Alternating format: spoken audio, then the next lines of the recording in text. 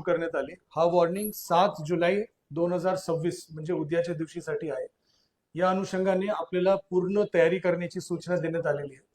याच्या जो एपी आहे ते नाशिक त्र्यंबकेश्वर परिसरमध्ये दर्शवण्यात आलेली आहे।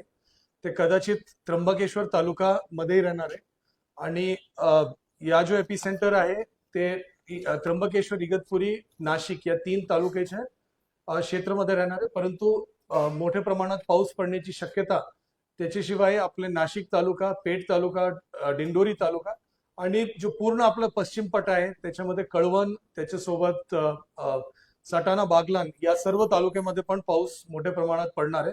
परंतु एक्स्ट्रीम हेवी रेनफॉल जो आहे शॉर्ट ड्युरेशन मध्ये ज्यांना आपण क्लाउड बस्ट म्हणतो त्याचा जो अंदाज आहे ते बेसिकली त्र्यंबकेश्वर, इगतपुरी आणि नाशिक या जो नाशिक शहराचे जो पश्चिम भाग आहे त्या ठिकाणी दर्शवण्यात आलेला आहे। जसे जसे वेदर मॉडेल्स अजून डेव्हलप होतील आणि अजून आपल्याला हवामानचे इशारा मिळेल तशा आपल्याला अजून ॲक्युरेटली लक्षात येणार आहे की नेमकी कुठे आपल्याला जास्त लक्ष देण्याची गरज आहे। सन्मान्य मुख्यमंत्री महोदयांनी आज सकाळी जो बैठक घेतली त्याच्यामध्ये स्पष्ट निर्देश दिलेले आहे की लागणारे सर्व अनुषंगाने गोष्टीच्या नियोजन आपल्याला करायचे आहे। त्याच्या अनुषंगाने साहेबांचे दिलेले निर्देशानुसार खालीलप्रमाणे या ठिकाणी नियोजन करण्यात येत आहे। नंबर 1 की उद्याच्या दिवशी नाशिक शहर वगळून नाशिक शहरच्या संदर्भामध्ये म्हणजे पाऊस राहणार आहे, परंतु त्याच्या जो स्थानिक नियोजन आहे नाशिक शहर महानगरपालिकाचे सन्मान्य महापौर आणि सन्मान्य मनपा आयुक्त आज करणार आहे। परंतु नाशिक शहर वगळून जो उर्वरित ग्रामीण भाग आहे नाशिक तालुक्याचे, इगतपुरी तालुका आणि त्र्यंबकेश्वर तालुका या 3 तालुक्यामध्ये सर्व जो आठवडी बाजार असेल, शाळा असेल, कॉलेजेस असेल या सगळे उद्याच्या दिवशी बंद राहणार आहे। सर्व लोकांना माझी सूचना आहे, विनंती आहे की उद्या जोरात पाऊस असण्याची शक्यता असल्यामुळे सर्व शेतकरी बांधवाला पण विनंती आहे की आपण शेतात जाण्याचा विषय उद्या टाळावा। आणि कुठल्याही प्रकारच्या म्हणजे अति आवश्यक नसेल तो कुठल्याही प्रकारचे प्रवास उद्याचे दिवस आपण करू नये। काही रस्ते आपण बंद करणार आहे म्हणजे ज्या ठिकाणी दगड कोसळण्याची शक्यता आहे त्याची एक यादी काही वेळात PWD राष्ट्रीय महामार्ग आणि पोलीस विभागाच्या माध्यमातून ट्रॅफिक डायव्हर्जनचे काही आदेश काही वेळात आपण आपल्या समोर देणार आहे। परंतु माझी सर्व नागरिकांना, शेतकऱ्यांना यही विनंती राहील की कारण असताना आपण बाहेर पडू नये।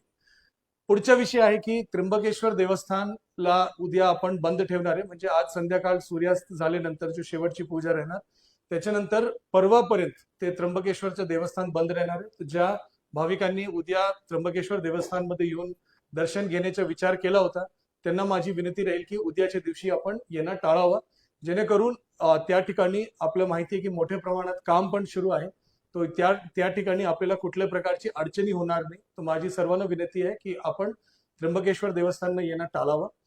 तसंच सप्तशृंगी गडमध्ये त्या परिसरामध्ये क्लाउड बसचा अंदाज नसेल तरी जोरात म्हणजे ऑलमोस्ट 65 mm पेक्षा जास्त पाऊस पडण्याची शक्यता दर्शवण्यात येत आहे आणि त्या ठिकाणी पण गर्दी होऊ नये म्हणून उद्याच्या दिवससाठी सप्तशृंगी देवस्थानला पण आपण बंद ठेवण्याची असं सूचना देत आहोत।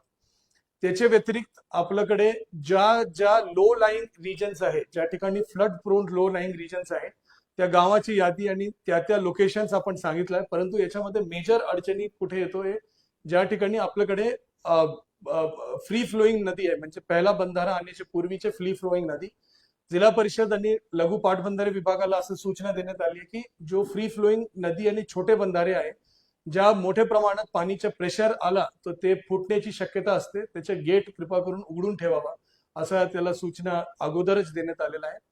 त्याच्या सोबत जो लो लाईंग रिजन्स आहे, जो नदीच्या साधारण पाणी स्तर +2 मीटरच्या रेंज मध्ये असलेले जेवढे भाग आहे त्या सगळे घर असेल या कुठले इतर स्ट्रक्चर्स असेल, जनावरांचे गोठे असेल त्या सर्वांना शिफ्ट करण्याची सूचना या ठिकाणी ग्रामपंचायतच्या माध्यमातून सगळ्या ठिकाणी देण्यात येत आहे, नगरपालिकेच्या माध्यमातून देण्यात येत आहे।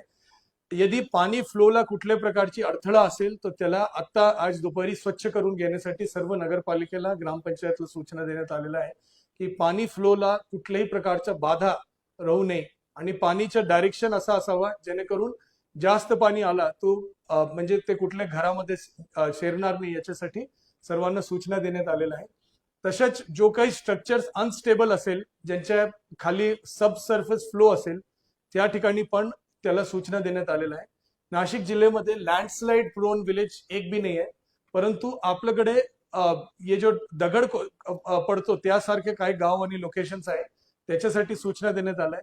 पीडब्ल्यूडी आणि इरिगेशन विभागाला विशेषतः सूचना आहे की जो मायनर स्ट्रक्चर्स आहेत त्याला हे करावा, आणि जो फ्लड कंट्रोलचे ज्या काही मेकॅनिझम्स आहेत त्याच्यामध्ये त्यांनी विशेष नियोजन करावा. जो कालवा आहे, जो कॅनल्स आहेत त्याला रिकामी ठेवावा, सो दॅट ओव्हरफ्लोचं पाणी त्याच्यामध्ये सोडता येतो, ते ऑटोमॅटिकली तिथून जाणार आहे. हे सगळ्या गोष्टीचं नियोजन या अनुषंगाने करण्यात आलंय. आणि शेवटची गोष्ट आहे की अँब्युलन्सेस असेल, शासकीय कर्मचारी आणि अधिकारी असेल, सगळेजण फील्डवर येणार आहे. त्याच्यासोबत जेसीबी या पोकलँड जो आपले अर्थ मुव्हर्स असतो त्यांचे आपण रेक्विजिशन विथ लेबर आपण केलेलं आहे, जेणेकरून या सगळ्याच्या अनुषंगाने काय काय म्हणजे आपली पूर्ण तयारी या संदर्भामध्ये असावा. काही ठिकाणी एक्सेस प्रिपरेशन पण आपण करतोय, जेणेकरून हे जो एपी सेंटर या लोकेशन यदि शिफ्ट झाला तर त्याच्यामध्ये कुठल्या प्रकारची अडथळा होणार नाही. नाशिक ग्रामीण, त्र्यंबकेश्वर, इगतपुरी, पेठ आणि दिंडोरी या 5 तालुक्यामध्ये शाळा आणि कॉलेजेस उद्या बंद राहणार. आठवडी बाजार ओन्ली त्र्यंबकेश्वर, इगतपुरी आणि नाशिक ग्रामीण मध्ये बंद राहणार. आणि कारण नसताना प्रवास टाळण्याची सर्वांना सूचना परत देण्यात येत आहे. आणि शेतकरीला पण विनंती करण्यात येत आहे की कारण नसताना आपण शेतामध्ये पण जाऊ नये, बिकॉज फ्लड पाणीचा लेवल अगर सडनली वाढला या घटला त्याच्यामध्ये काय प्रमाणात म्हणजे कुठल्या प्रकारचे अपघातात्मक धोका होऊ नये. शेवटचा विषय, आपल्याकडे असलेले जो वॉटरफॉल्स आहे त्या ठिकाणी पोलीस आणि होमगार्डच्या माध्यमातून आणि आपदा मित्रांच्या माध्यमातून आपण बंदोबस्त ठेवणार आहे.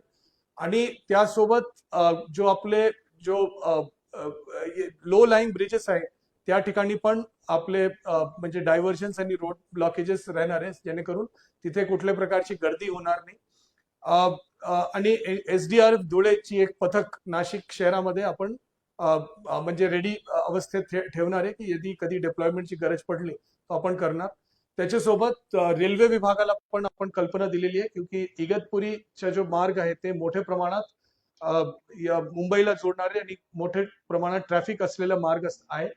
तो त्या ठिकाणी इगतपुरी च्या भागासाठी या जो हवामान खात्याचा अंदाज आहे